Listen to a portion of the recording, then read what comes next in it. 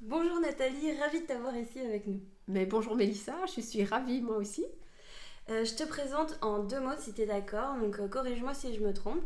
Tu as 29 années d'expérience dans le pharma, tu es conseillère en prévention et personne de confiance, donc j'ai hâte de savoir ce que c'est. Et tes sujets de prédilection sont les aspects psychosociaux, l'ergonomie et la sécurité au travail. Ce qui fait que l'humain est au centre de ton travail de tous les jours, et du coup c'est une partie vraiment essentielle pour toi. Tout à fait. Alors raconte-nous comment devient-on Nathalie. Ça c'est une vaste question que tu me poses là. Donc Nathalie, comment devient-on Nathalie? Alors petite, j'étais une passionnée de la mer et des océans et j'étais déjà très attirée par les sciences. J'ai eu différents événements de vie qui, quand il a fallu choisir l'orientation de mes études, je n'ai pas pu aller dans l'orientation que je voulais et je me suis décidée de faire une formation de chimiste. Ensuite, j'ai rapidement été engagée sur un marché florissant en Belgique, dans le pharma, dans une première société pharmaceutique où j'ai commencé en production, où j'ai fait de la culture cellulaire. Enfin, voilà, j'ai été amenée à faire différentes choses. Et puis j'ai été engagée dans une seconde société pharma et il y a eu différents apports, différentes casquettes. J'ai eu pas mal d'opportunités différentes, etc. Et donc tout ça m'a amené à être aujourd'hui conseiller en prévention et personne de confiance. Trop bien, génial. Et donc du coup, tu disais que tu étais chimiste de formation. Donc au final, tu étais quel genre d'étudiante? Plutôt assidue ou plutôt fêtarde? Raconte-nous tout. Alors non, j'étais pas une fêtarde, j'étais plutôt assidue, même si très distraite, très bavarde, Ça m'étonne. très bavarde. Et quand j'ai commencé mes études, c'était vraiment important pour moi d'avoir une liberté financière. Voilà, de pouvoir être indépendante en tant que femme en tout cas. Ok, cool. Du coup, parle-nous un peu de ton métier. Qu'est-ce qui a fait que tu as choisi le fait d'être conseillère en prévention?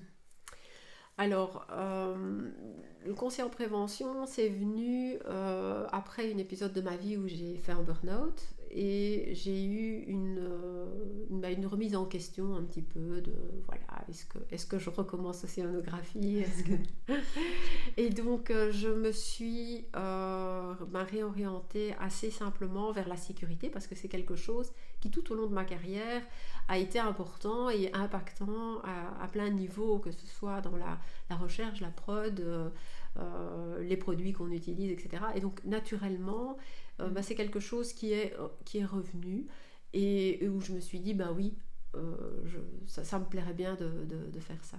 Trop bien. Et du coup, je me dis, conseillère en prévention, moi j'imagine un peu avec le caisse de chantier, enfin j'imagine les accidents de travail, etc. Donc je me dis, c'est hyper varié comme métier. Et du coup, c'est quoi ta journée type dans ton métier? Alors, parfois, je suis effectivement habillée en Playmobil, mais pas tous les jours. En fait, je n'ai pas vraiment une journée type.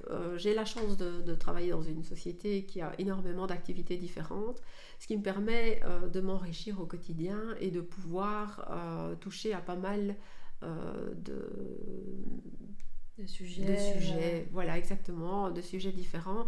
Et donc, voilà, c'est aussi, bon, il y a énormément de choses à faire, donc on est souvent à la demande, et donc, voilà, on a beaucoup d'impact et de collaboration sur le terrain. Et du coup, comme tu as pas mal de missions et tout ça, qu'est-ce qui te fait le plus vibrer dans tout ce que tu as à faire?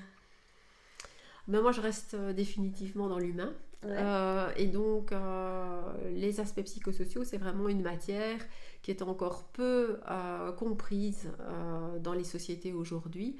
Et c'est vraiment important de voir que,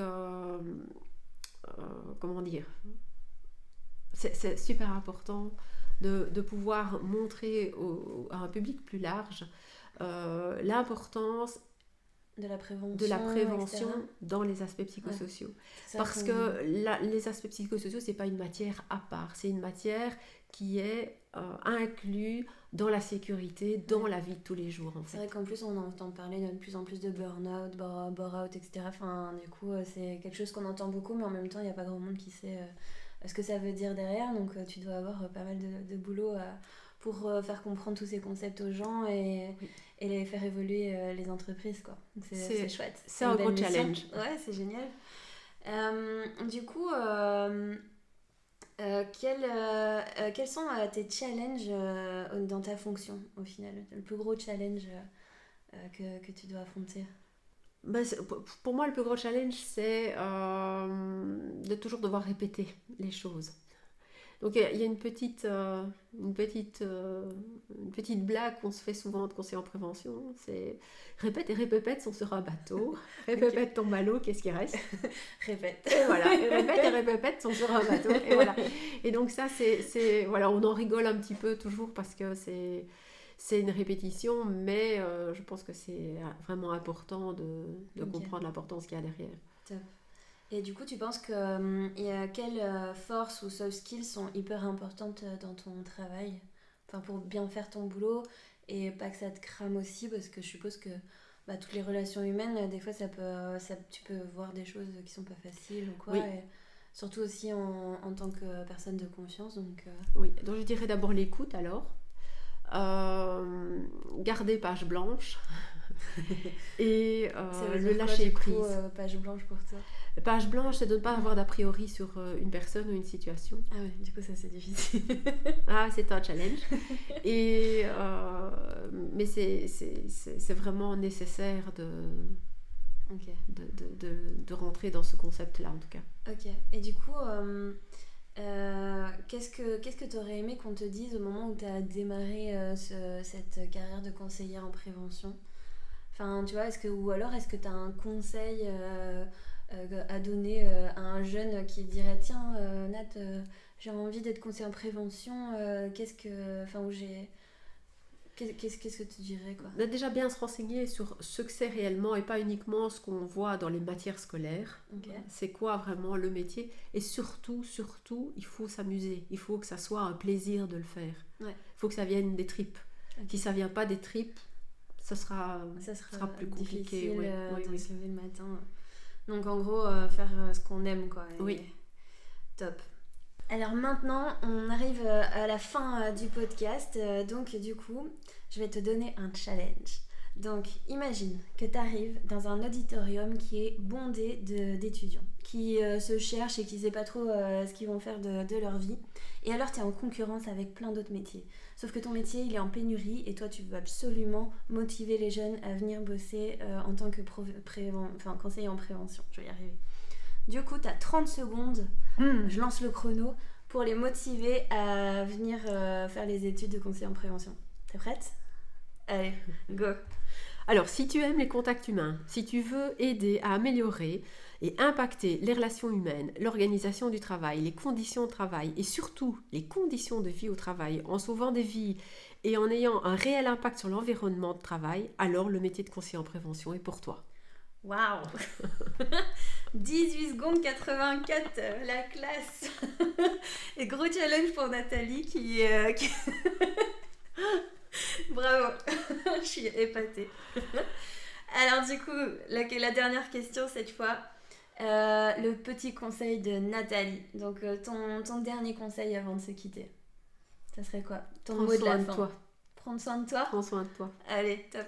Merci beaucoup pour cette interview, c'était super chouette de faire un peu plus ta connaissance et puis au plaisir de te voir rejoindre l'équipe d'experts de Life Cycle. Le plaisir partagé. Merci Mélissa.